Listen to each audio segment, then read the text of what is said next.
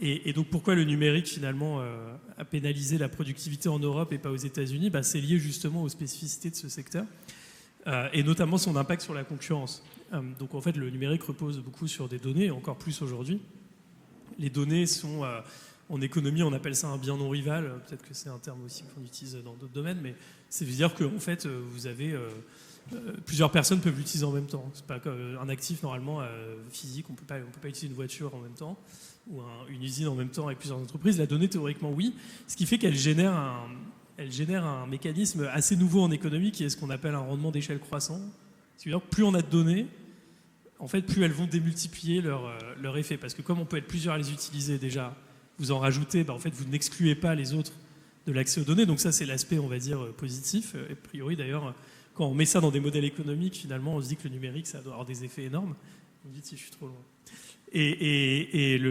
Mais l'aspect négatif, c'est qu'en fait, c'est très facile, avec les données, en fait, d'exclure les concurrents. Pourquoi ? Parce que par rapport aux actifs qu'on a l'habitude de manipuler, donc, prendre un exemple très bête, la seconde révolution industrielle repose essentiellement sur le secteur industriel. Donc, vous avez un concurrent qui produit une voiture ou un avion ou n'importe quel actif qui est meilleur que le vôtre.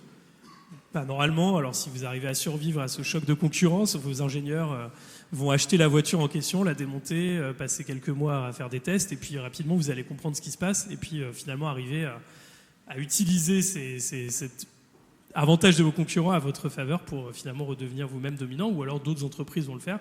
C'est ce qu'on appelle les externalités positives de l'innovation. C'est d'ailleurs ce qui motive le fait qu'on pousse autant l'innovation par des subventions et des crédits d'impôt. Ça a marché longtemps, c'est ce qui a expliqué en grande partie la croissance dans le monde occidental.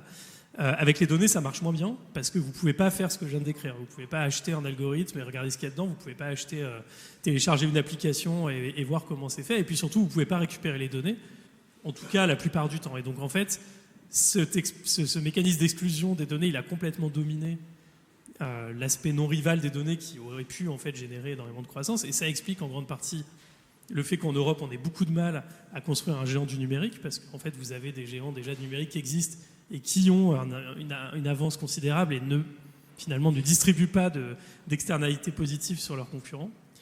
Et ce qui explique aussi pourquoi finalement on a moins d'innovation, en tout cas on a une innovation qui a moins d'impact sur la croissance, puisque cette absence de concurrence fait que finalement, au bout d'un moment, et en tout cas avant qu'il y ait une révolution disruptive comme celle qu'on connaît en ce moment, les entreprises qui sont leaders dans leur domaine et qui reposent leur avantage sur des données propriétaires, finalement, n'ont pas énormément d'intérêt à prendre des risques. C'est aussi pour ça qu'aux États-Unis, la croissance est relativement faible.